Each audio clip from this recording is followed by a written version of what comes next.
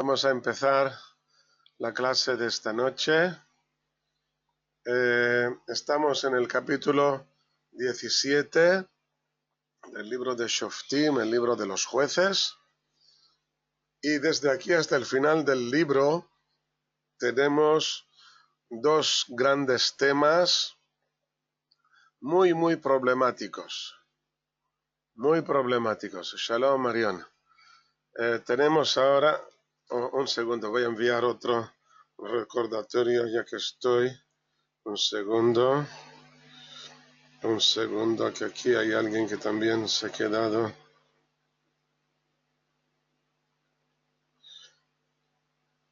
Vale.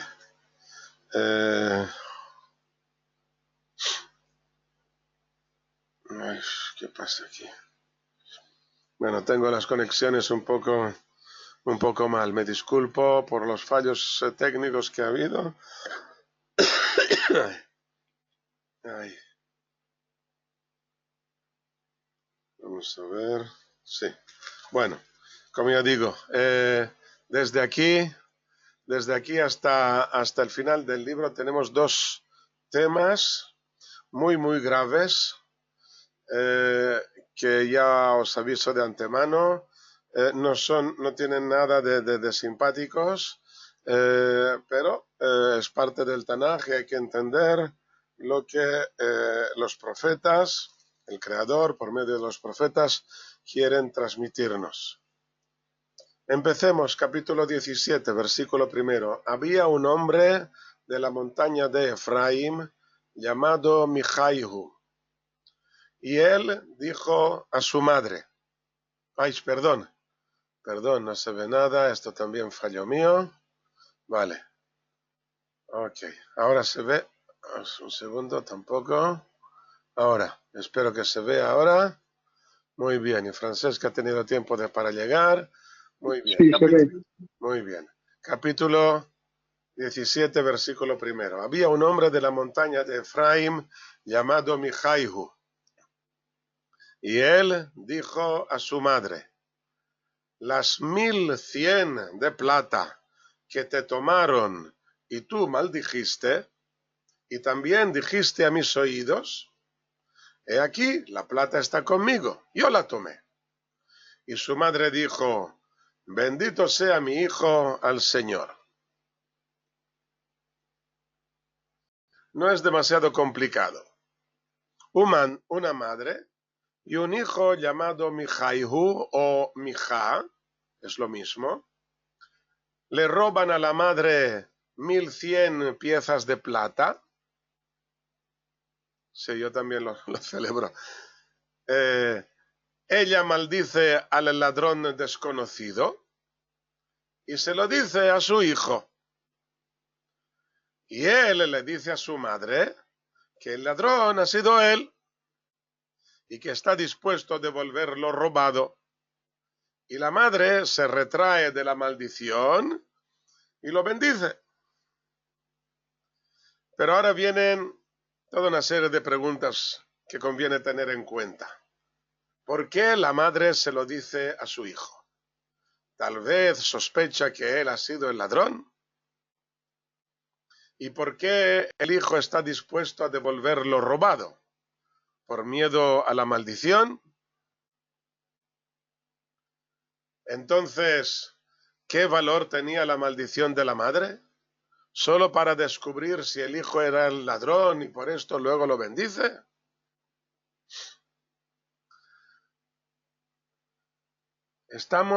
Seguimos en el libro de Shoftim, el libro de jueces, capítulo 17. Según nuestra tradición oral, los acontecimientos de los próximos capítulos hasta el final del libro ocurrieron mucho antes, al principio de la época de los jueces, más de 300 años antes de Shimshon.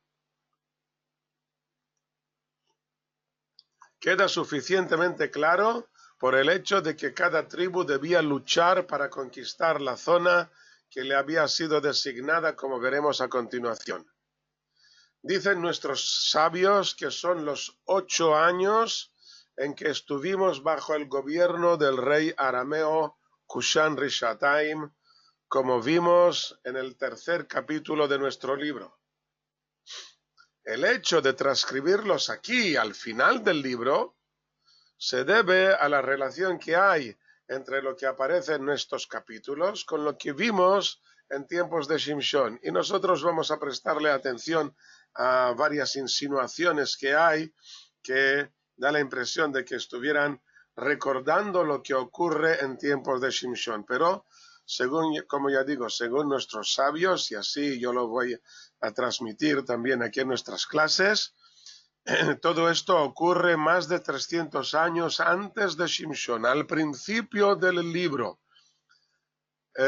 Tengo otra explicación del por qué no se pusieron estos capítulos al principio del libro, por qué lo dejaron para el final, porque es tan grave lo que ocurre aquí que ya si estuviera al principio del libro, pues ya podríamos llegar a desesperarnos, a perder toda esperanza de que saliera algo bueno de todo esto. Y por lo tanto, tal vez por esto, el profeta que redactó el libro de Shoftim, que según nuestra tradición fue el profeta Shmuel, que vivió justo a continuación, decidió poner estos capítulos al final del libro y no al principio, para no desanimarnos demasiado. Volvamos al texto. Repito el versículo segundo. El hijo, Mijaihu, le dice a su madre: las 1100 de plata que te tomaron y que tú maldijiste, y también lo dijiste a mis oídos, me lo hiciste saber. He aquí, la plata está conmigo, yo la tomé, yo lo robé. Y su madre dijo: bendito sea mi hijo al Señor. Versículo tercero, y devolvió las 1100 de plata a su madre.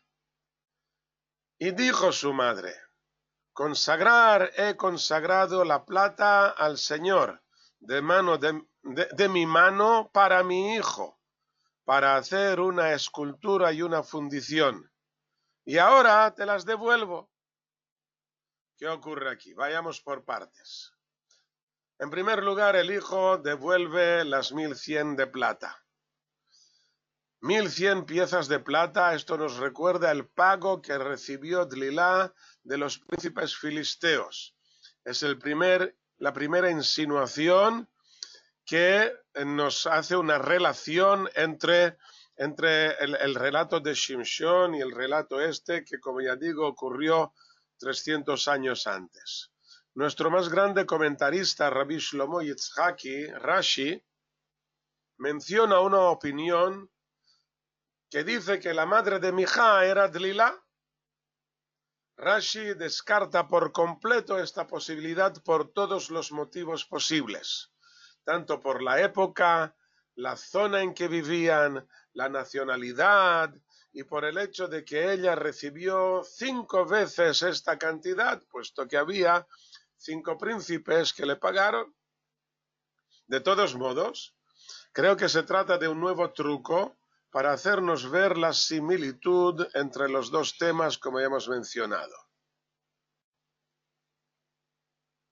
Es una cultura hebrea deteriorada por la cruda influencia idólatra que les rodeaba y que se reflejaba en la pérdida de sensibilidad incluso hacia los temas más importantes del judaísmo. Lo mismo que ocurre hoy en día y desde hace siglos en la diáspora europea, en que los judíos se ven muy influenciados por la cultura cristiana, hasta el punto de que incluso en las familias religiosas no tienen más remedio que tener en cuenta las fiestas cristianas. Y algunos pueden llegar a hacer un sincretismo entre ambas culturas. No digo entre las religiones, pero sí entre las culturas.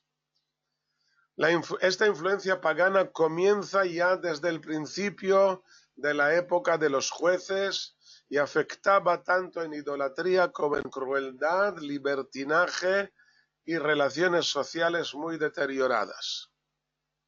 Es el resultado de la colisión entre culturas, que la Torá intentaba mitigar o eliminar al prohibir el trato con los paganos. La extremada bondad de los hijos de Israel, que no se vieron capaces de matar o siquiera de expulsar a los cananeos, es la que les lleva a este conflicto cultural del que salen muy mal parados. ¿Ok? Entonces, lo que estamos viendo aquí es en realidad una colisión entre culturas. Aparecen unas nuevas normas éticas muy degradadas. El engaño que vimos con Shimshon se repite también en nuestro relato, cuando el hijo engaña a la madre al robarle la plata y la madre engaña al hijo al maldecir al ladrón para que confiese, y luego engaña la consagración del dinero cuando limita el ídolo tan solo a 200 piezas en lugar de las 1100, aunque se trate, como hemos dicho, todo esto de una época muy anterior, pero vemos que están intentando relacionar los temas uno con otro. El hijo devuelve las 1100 de plata a su madre, y su madre dice que las ha consagrado la plata al Señor. ¿Qué quiere decir con esto? La madre decide que el dinero devuelto del robo será consagrado al Creador. Pero tenemos un grave problema, puesto que lo que se propone hacer está terminantemente prohibido por la Torá. Quiere hacer un ídolo de fundición. Esto está prohibido. Por lo tanto, podemos preguntarnos si las referencias al Creador mencionadas en estos capítulos, como dice aquí, he consagrado la plata al Señor, si las referencias al Creador mencionadas en estos capítulos se refieren al Dios de Israel o a algún ídolo. Tenemos una polémica entre nuestros sabios si son nombres sagrados o no, puesto que cuando se escriben a mano los textos sagrados y llegamos a uno de los nombres del Creador, debemos decir en voz alta que yo escribo este nombre con intención de consagrarlo al Creador. Pero esto no puede decirse cuando se trata de una referencia a la idolatría. Por lo tanto, debemos saber si estas menciones del Creador se refieren al Dios de Israel y hay que consagrar este nombre a la hora de escribirlo, o si se refieren a la idolatría y entonces no hay que consagrarlo. Así pues, unos sabios dicen que todas las referencias que veremos en estos capítulos son profanas, todas, menos la que se refiere al tabernáculo que estaba en Shiloh. Mientras que otros sabios en el Talmud dicen que cuando se habla de Dios es profano, pero cuando se menciona el nombre, escrito como tetragrama, fue mencionado con intención de santidad y debemos consagrarlo al escribirlo.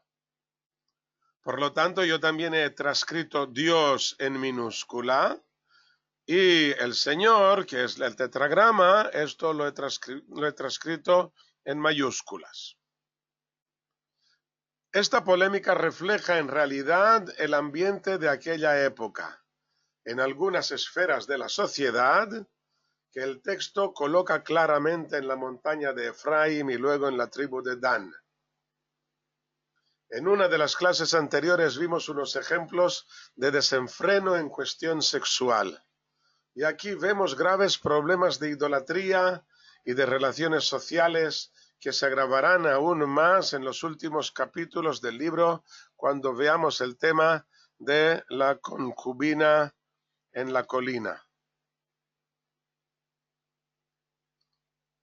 Ups, ¿qué ha pasado aquí? Vale, aún, con acento. Muy bien. Por lo tanto, cuando dice aquí lo he consagrado al Señor, se refiere al Dios de Israel. Pero luego a continuación dice que lo ha consagrado para hacer una escultura y una fundición. ¿Qué significa esto, una escultura y una fundición? Un segundo, aquí se me está escondiendo aquí. La primera palabra es pesel e implica que era esculpido, una escultura, que podía ser de madera o de piedra, aunque también podía ser de metal. Mientras que la segunda palabra es masejá y se refiere a una fundición y trata claramente de un metal que puede ser oro, plata, bronce o hierro. Estas dos palabras juntas aparecen en el libro de Devarim, el libro del Deuteronomio, en la lista de las 12 maldiciones que debían ser declaradas a la entrada del pueblo en la tierra prometida. Y esto ya lo vimos, lo estudiamos en el capítulo 8 del libro de Joshua. La primera de estas 12 maldiciones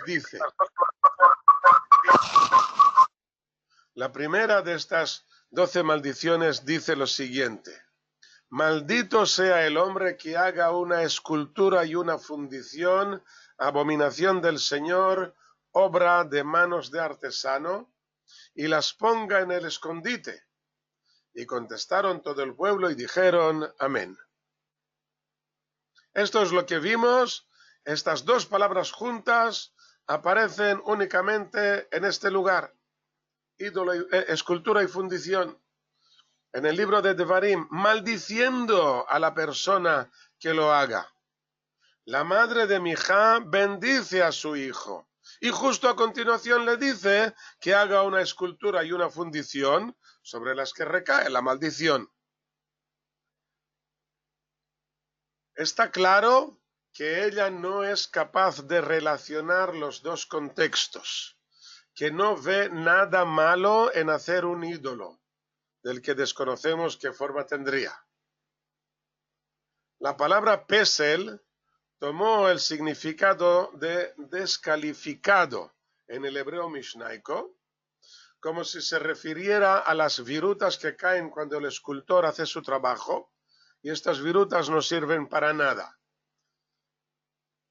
En cuanto a la fundición, podría traducirse también masejá como cortina o máscara, masejá, máscara en el hebreo moderno, puesto que los ídolos no tan solo no nos pueden acercar al Creador, sino que al contrario nos apartan de Él, creando una cortina o como si lo ocultaran detrás de una máscara. Según un midrash, el hombre llamado Mijá, que ahora vive en la montaña de Efraín, había nacido en Egipto y ya tuvo tiempo de robar la plata y hacer el ídolo antes de cruzar el mar de la caña. Y a esto se refiere, según el Midrash, el versículo del libro de Zacarías, capítulo 10, que dice, pasó por el mar la angustia.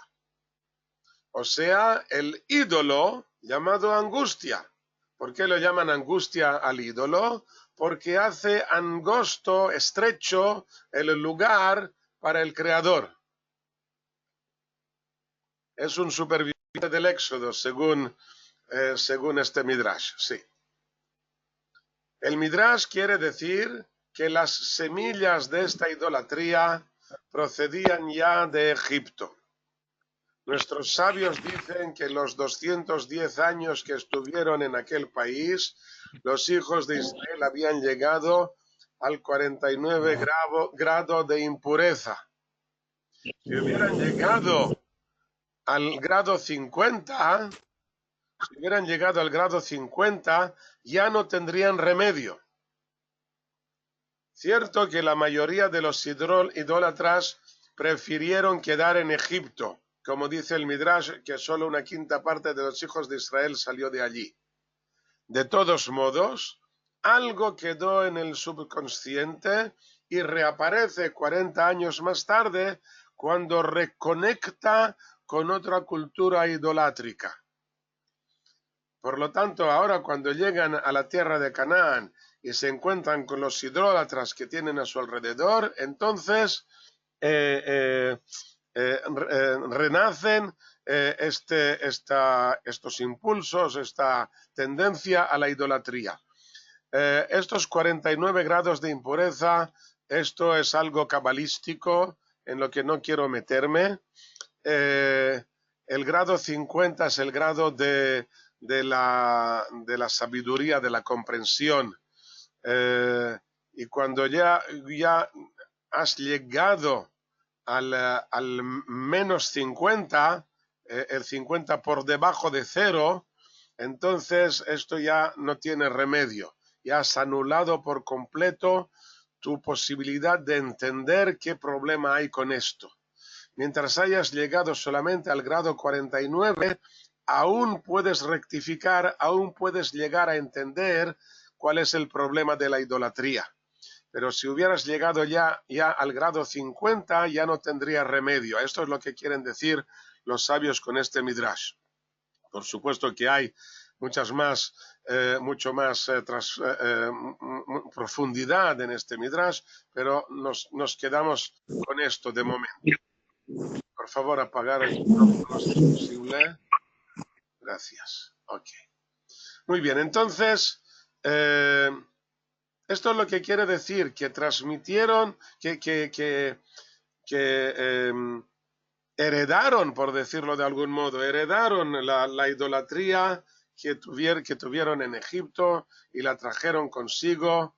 Y los 40 años que estuvieron en el desierto no bastan para anular esta gravísima influencia de la idolatría egipcia que sufrieron durante el tiempo que estuvieron allí. Muy bien, entonces, ¿qué ocurre?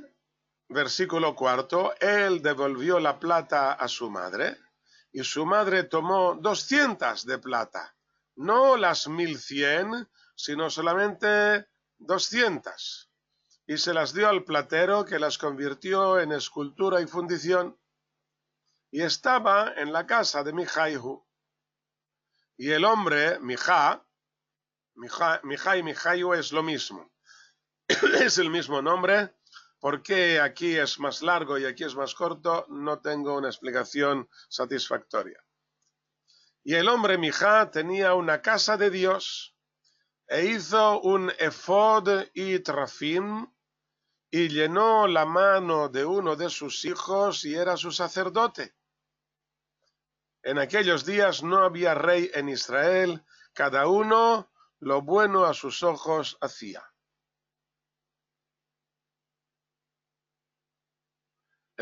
Ok, entonces pregunta Francesc si el 80% del pueblo de Israel quedó en Egipto, ¿qué se hizo de él? Este midrash no puede tomarse al pie de la letra, puesto que hay dos versiones del mismo midrash, una detrás de la otra. La primera versión dice 1/5 parte, 1 de entre 5, y la segunda dice 1 de entre 50. Por lo tanto, una de las dos no es correcta históricamente hablando. ¿Cuál de las dos no es históricamente correcta? Pues ninguna de las dos. Porque el Midrash lo que quiere hacernos saber es que había gran cantidad, mucha gente, gran cantidad de hijos de Israel que no quisieron salir de la tierra de Egipto. Se fundieron con el resto de los egipcios que habían allí. Según el Midrash, durante la plaga de la oscuridad, murieron toda esta gente, murió en Egipto. De nuevo, eso es un Midrash que viene a significar que desaparecen en la oscuridad de Egipto, mueren allí en la oscuridad que hay en Egipto. La plaga de la oscuridad viene a significa que los egipcios viven en un estado de completa oscuridad, lo que he intentado explicar antes al hablar de la escultura y la fundición, de los 50 grados de impureza. Los egipcios viven en estos 50 grados de impureza. Y la salida de Egipto significa que la mayoría o una parte muy significante del pueblo de Israel consigue salir de esta nefasta influencia egipcia y se desconectan formalmente, físicamente, de la cultura egipcia al salir de allí, de la tierra, de la tierra de Egipto, pero que quedaron muchos que se habían casado con egipcias o que se habían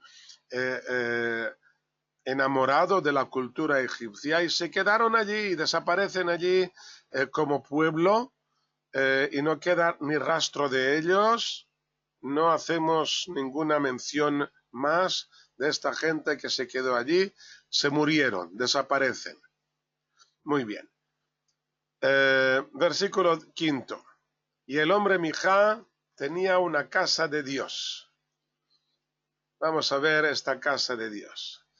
Mijá se las arregla para construir un pequeño templo en el que deposita el ídolo que ha hecho por orden de su madre y añade otros objetos que también están destinados a darle más valor al ídolo.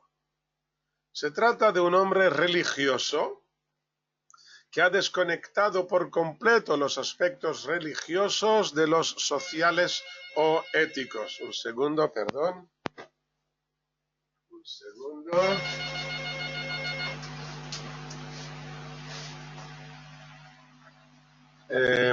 Perdón. Se trata de un hombre religioso que ha desconectado por completo los aspectos religiosos de los sociales o éticos. No le importa robar a su madre, pero teme la maldición. Devuelve lo robado, no porque se arrepiente de la mala acción, sino porque le conviene. A pesar de todo, dice el Midrash que en esta casa de Dios se practicaba la hospitalidad sin esperar ser remunerada. Dice el Midrash en el Tratado de Sanedrín, desde Garav, que es el lugar en que estaba el ídolo de Mijá, desde Garav hasta Shiloh hay 3 millas, 3 kilómetros. Y el humo del altar y el humo del ídolo, del altar que había ante el ídolo, se mezclaban el uno con el otro.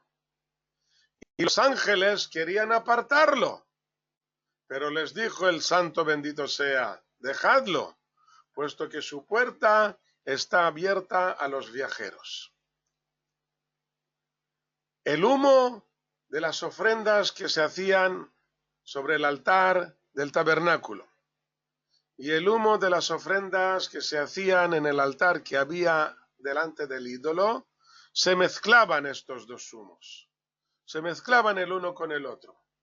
Y los ángeles en el cielo querían separarlos. Pero les dijo el santo bendito sea, el Creador les dice a los ángeles, dejadlo, no los apartéis, porque este humo de la casa de Mijá es bueno, puesto que su puerta está abierta a los viajeros. Y los comentaristas se preguntan, ¿cuál de los dos humos subía más recto hacia el cielo? Y responden que era el de Mijá, puesto que en el tabernáculo la situación era catastrófica, como ya veremos más adelante. Al final de nuestro libro y al principio del libro siguiente. Cuando los auténticos representantes de la Torá no son capaces de llevar a cabo su misión de un modo amable, condescendiente y empático, que nadie se extrañe si aparecen unos farsantes y se llevan al público tras ellos. Vamos a necesitar a personas muy positivas para poder devolver la confianza del pueblo en a los representantes de la Torá. Tendremos que esperar al próximo libro, el de Shmuel, para encontrar a estas personas. Dicen que en la carretera que va desde Shiloh hacia el norte, a 3 kilómetros de Shiloh, como ya dice el Midrash, hay allí unas ruinas de una población antigua que parece que fue este Garav mencionado aquí en este Midrash, que es donde estaba el templo este de Mija. Pero no hay pruebas. No dejaron un letrero que lo dijera. Muy bien, entonces dice que este hombre Mija tenía una casa de Dios e hizo un efod y trafim. El efod era una vestidura ornamental que usaban los príncipes y los sacerdotes. Ya lo conocemos de la Torá como una de las prendas del sumo sacerdote al que se ataba el Hoshen, que es el pectoral, que servía para consultar al Creador en cuestiones de importancia nacional. Seguramente aquí se trata de algo parecido. En cuanto a los trafim, se trata de algún tipo de figura que ya aparece en el libro de Breshit cuando dice que Rachel robó los trafim de su padre y los escondió en la montura del camello, por lo que se entiende que eran relativamente pequeños. Según el Midrash, se trataba de algo muy macabro, la cabeza disecada de un primogénito humano, como las chanzas de los shuar, los jíbaros, con una placa de oro bajo la lengua. Y en la placa esta había grabado algo, una fórmula mágica o algo así, y esto les servía como oráculo. Aquí tal vez se tratase de otro tipo de objeto no tan macabro para el oráculo. Así pues, se trata de diversos utensilios sagrados que servían para augurios y adivinaciones, que tomaron prestados de otras culturas. Aunque, como ya dije, el trafim está claro que no es de cultura judía, el efod tiene alguna conexión, por lo que vemos aquí de nuevo una especie de sincretismo entre el judaísmo y el paganismo, la idolatría que había a nuestro alrededor. Y llenó la mano de uno de sus hijos. Llenar la mano significa consagrar a uno de los hijos. Les llenaban la mano con aceite, les ungían la mano con aceite, o tal vez les llenaban la mano con la ofrenda y para que empezaran su función como sacerdotes. Esto aparece varias veces en la Torá, que llenaron la mano de Aarón y de sus hijos, aparece varias veces. Dice el versículo 6, en aquellos días no hay rey en Israel. Cada uno lo bueno a sus ojos hacía. Yoshua tenía el rango de rey, aunque no tuviera corona o trono. La monarquía institucional aparece mucho más tarde. Aquí nos referimos solo a la responsabilidad nacional, que los jueces fueron capaces de llenar de un modo muy parcial. Es indispensable que haya una autoridad que imponga el orden cuando la sociedad aún no ha llegado a su nivel óptimo. Tal vez cuando en una sociedad utópica en que la sociedad llega a un nivel óptimo, tal vez en este caso no sea necesaria una autoridad que imponga el orden, pero de momento seguimos estando muy lejos de esta sociedad. Versículo 7. Y había un joven de Betlehem de Yehudá, de la familia de Yehudá, y era levita, y residía allí, en Betlehem. Un segundo. Era levita, descendía de Leví, por línea paterna, y descendía de Yehudá por línea materna. Es extraño, puesto que la ciudad de Betlehem no aparece en la lista de las ciudades levíticas en el libro de Yoshua, pero sí sabemos que eran los levitas de la rama de Kehat los que habitaban en general en la zona de Yehuda. Este levita es un pobre desgraciado, sin trabajo fijo, que va de un lugar a otro buscando trabajo. Más tarde se encuentra con gente conocida de Tzorá y Eshtaol, por lo que podemos suponer que había pasado por allí en busca de trabajo sin encontrar algo que le gustara. Como veremos a continuación, se trata de una persona dispuesta a hacer cualquier cosa para ganarse la vida. Versículo 8. Y se fue el hombre de la ciudad de Betlehem, de Judá, para residir donde encontrara. Se fue paseando de un lugar a otro y vino a la montaña de Efraim, a la casa de Mijá, para hacer su camino. O sea, iba de paso. Y por casualidad entra al templo este de Mijá. Y Mijá le dijo, ¿de dónde vienes? Y él le dijo, soy un levita de Betlehem de Judá, y yo voy a residir donde encuentre. Y le dijo Mijá, quédate conmigo, y sé padre y sacerdote para mí. Y yo te daré 10 de plata por días, o sea, al año, 10 piezas de plata al año, y valor de vestidos y tu sustento. Y vino el levita, y consintió el levita en quedarse con el hombre, y tenía al joven, o sea, Mijá tenía al joven levita como uno de sus hijos. Consintió el levita. Encontramos esta expresión en el libro de Shmot, cuando Yitro ofrece su hospitalidad a Moshe. La pregunta que hacen los comentaristas es, ¿a qué tiene que consentir? ¿Qué es lo que consiente? ¿Cuál es la condición que le impone? Para consentir tiene que haber algún problema, alguna pega, alguna condición. Y explican que Yitro le había dicho a Moshe, le había puesto la condición, tú puedes vivir conmigo, pero con una condición. Y Moshe estuvo de acuerdo.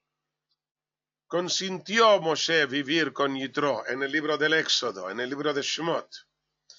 ¿A qué tuvo que consentir? Explican que Yitro había experimentado todo tipo de religiones y se había desengañado de todas ellas.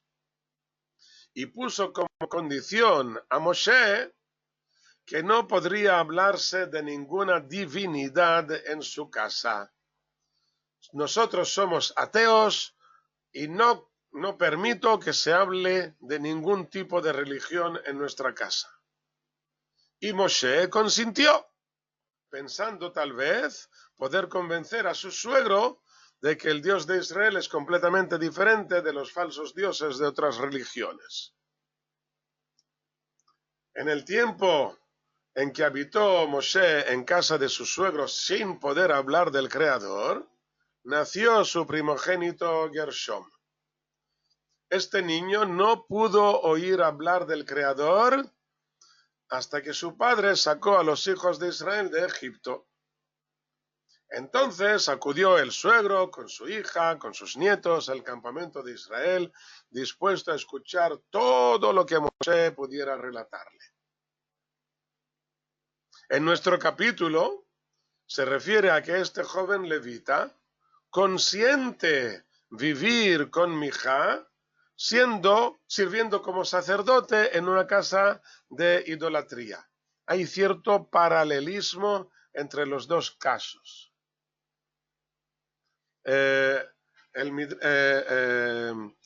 La Torá dice que era sacerdote de Midian, contestando a la pregunta de Francesc, hablando de Yitro. La Torá dice que Yitro era sacerdote de Midian, pero luego, cuando se encuentra en la parashá de Yitro misma, en la parashá de Yitro, en el capítulo 18 del libro del Éxodo, cuando se encuentra con el pueblo de Israel, dice, ahora sé que el Señor, el tetragrama, es el más grande de todos los dioses. Y de allí dice el Midrash que él había experimentado todos estos dioses. Seguramente se trata de los dioses que había en el Oriente Próximo.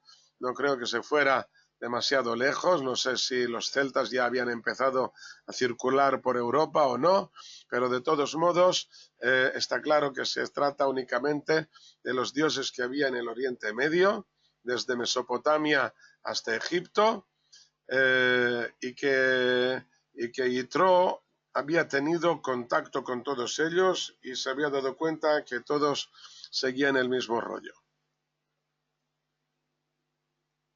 Consintió el levita en quedarse con el hombre y tenía al joven como uno de sus hijos. Y llenó Mijá la mano del levita, lo consagró, y fue el joven para él como un sacerdote, y estaba en la casa de Mijá. Y dijo Mijá: ahora sé que me beneficiará el Señor, porque tengo el levita por sacerdote.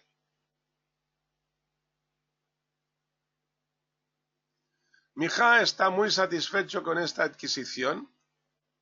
Este levita representa mucho para él, y el hecho de que trabaje para él le asegura la prosperidad. Como hemos visto, Mijá es un hombre muy religioso, que tiene muy en cuenta las señales que su Dios pueda enviarle.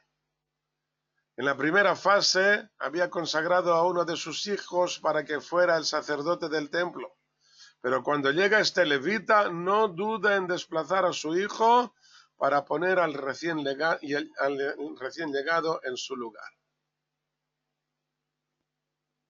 Capítulo 18. En aquellos días no hay rey en Israel. Y en aquellos días la tribu del Danita, la tribu de Dan, buscaba para sí una heredad para asentarse, pues no le había caído hasta aquel día entre las tribus de Israel como posesión. La tribu del Danita. Ya vimos en el libro de Yoshua y también al principio de nuestro libro de Shoftim que la tribu de Dan debía tener su heredad en la llanura litoral, en lo que llamamos hoy en día el bloque de Dan. Las ciudades de Tel Aviv, Jolón, Ramat Gan, Bnei Brak, Petah Tikva, etc., que son las ciudades estas de aquí. Aquí dice Bnei Brak, aquí dice Yehud, Ono, Kiryat Ono, Afek, Petah Tikva, esto ya está dentro de Efraim. Pero más o menos por aquí, Gat Rimón, esto ya está dentro de Tel Aviv. Esto de aquí es Yafo. Y luego seguía esta heredad, seguía mucho más hacia el sur, a la zona de Bet Shemesh. Aquí está Bet Shemesh, Zorá y Eshtaol. Aquí están estas ciudades de aquí, Ayalon, Shaalbim. Son dos zonas casi separadas por este estrecho de aquí, este istmo, que separa estas dos zonas. Parece ser que consiguieron establecerse únicamente en esta zona de aquí, o mejor dicho, en esta zona de aquí, entre Tzorá y Eshtaol, cerca de Bet Shemesh y Timná. Esta es la zona de Dan, y no consiguen conquistar la zona de la llanura litoral. El problema es que la zona estaba llena de cananeos que no les dejaron llegar a su destino. En el libro de Shoftim dice: apretaron el amorreo a los hijos de Dan hacia la montaña. O sea, los amorreos, la sintaxis aquí es problemática, pero por esto yo os ayudo aquí a entenderlo. Cambio el orden de las palabras. El amorreo o los amorreos apretaron a los hijos de Dan hacia la montaña, los empujaron. Los amorreos estaban aquí, empujaron a los hijos de Dan hacia la montaña, que es esta zona de aquí. Pues no los dejaron descender al valle. Esto es lo que dice el libro de Shoftim. En el libro de Yoshua salió la frontera de los hijos de Dan de ellos. O sea, la frontera esta de los hijos de Dan salió de ellos, se les escapó de entre las manos. Y subieron los hijos de Dan y lucharon contra Leshem y la capturaron y la hirieron a espada y la poseyeron y se asentaron en ella y a Leshem la llamaron Dan como el nombre de Dan su padre. Esto es lo que nosotros vamos a ver aquí a continuación, cómo ocurre todo esto.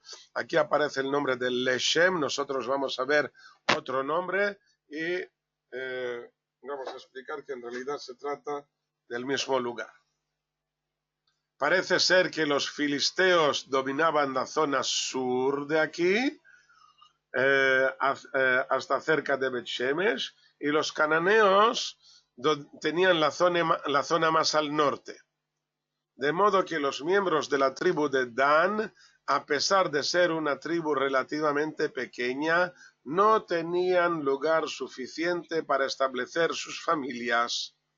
Las ciudades de Tzorá y Eshtaol seguramente eran fronterizas y no daban abasto a toda la tribu. No hay más remedio que buscar otra solución.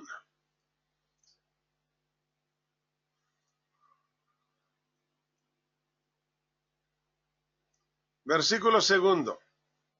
Y enviaron los hijos de Dan de sus familias a 5 hombres de entre todos ellos, hombres valientes de Tzorá y de Eshtaol, a espiar la tierra y a explorarla. Y les dijeron, id, explorad la tierra. Y llegaron a la montaña de Efraim hasta la casa de Mijá y pernoctaron allí. He aquí otro punto de referencia que relaciona nuestro tema al de Shimshon, a pesar de que, como hemos dicho, nuestro capítulo transcurre más de 300 años antes de Shimshon. Parece ser que solo estas dos ciudades estaban habitadas por los mismos danitas, junto con miembros de la tribu de Judá, lo que las convertía en sobrepobladas. Por esto no tienen más remedio que ir a buscar nuevos lugares donde puedan asentarse. Luego, más adelante, hablaremos de qué significa esto de sobrepoblado. Versículo 3. Y ellos estaban cerca de la casa de Mijá, y ellos reconocieron la voz del joven levita, y se apartaron allá y le dijeron, ¿quién te trajo acá? ¿Y qué es esto? ¿Y qué tienes aquí? Y él les dijo, así y asá me ha hecho Mijá, me ha alquilado y le soy sacerdote. ¿Quién te trajo acá y qué es esto y qué tienes aquí? Es una pregunta muy larga y es como si nos pidieran que nos fijemos en las palabras clave que menciona. Bueno, en castellano tal vez no nos diga mucho, pero las palabras en el hebreo original son muy significativas porque son raras, son extrañas y se repiten en lugares muy determinados. Los hijos de Dan están interpelando a un levita a quien ya conocían y que debería dedicarse a ayudar en el tabernáculo que estaba a Shiloh, a 3 kilómetros de este lugar. En lugar de esto, lo encuentran en un templo de idolatría. Y claro, se extrañan. Nosotros también deberíamos extrañarnos de por qué ellos están en la casa de idolatría y no en el tabernáculo. Recibiremos la respuesta a continuación. Los hijos de Dan mencionan 3 palabras. Halom, que traducimos por acá, Ze, esto, y Po, aquí. Se refiere a 3 versículos. El primero está en el libro de Shemot. Entonces él dijo, el Creador le dijo a Moshe, no te acerques acá, quítate las sandalias de los pies porque el lugar donde estás parado es tierra santa. El segundo versículo también del libro del Éxodo, capítulo 4. El Señor le dijo también a Moshe, ¿qué es esto en tu mano? Y él respondió, una vara. El tercer versículo en el libro de Devarim, Deuteronomio capítulo 5, en que Dios le dice a Moshe, y tú quédate aquí conmigo, para que yo te diga todos los mandamientos, los estatutos y los decretos que les enseñarás, a fin de que los cumplan en la tierra que les doy en posesión. Son 3 ocasiones en que Moshe, de familia de levitas, Moshe no era sacerdote, era levita, recibe unas profecías importantes. En el primer capítulo vemos su primer encuentro con la profecía.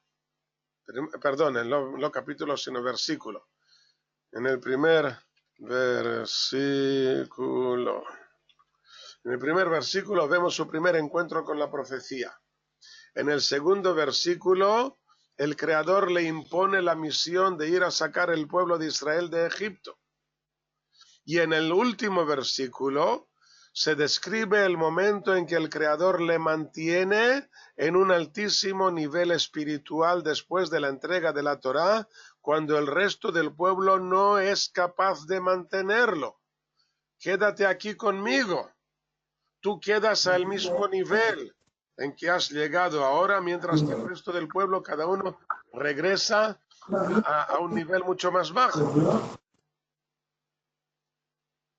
Los hijos de Dan se sorprenden al ver que alguien de la tribu de Leví sea capaz de llegar a la idolatría, aunque no parecen demasiado alarmados.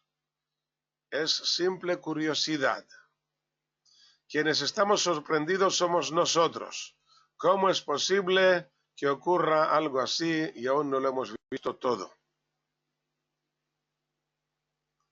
La respuesta que les da el levita es: así he aprendido en casa de mis antepasados. Mejor alquilarse a la idolatría que tener que pedir limosna. Es un principio muy importante, el de no vivir de limosnas, sino de trabajo honrado. Por supuesto que esta frase no implica que tenga que adorar al ídolo, y mucho menos que le sirva de sacerdote. Bastaría con que barriera la casa. Pero en realidad es una mala traducción. Sí, en realidad es una mala traducción de la frase. En hebreo dice avodah zará y se usa efectivamente para denominar la idolatría, pero en realidad significa servir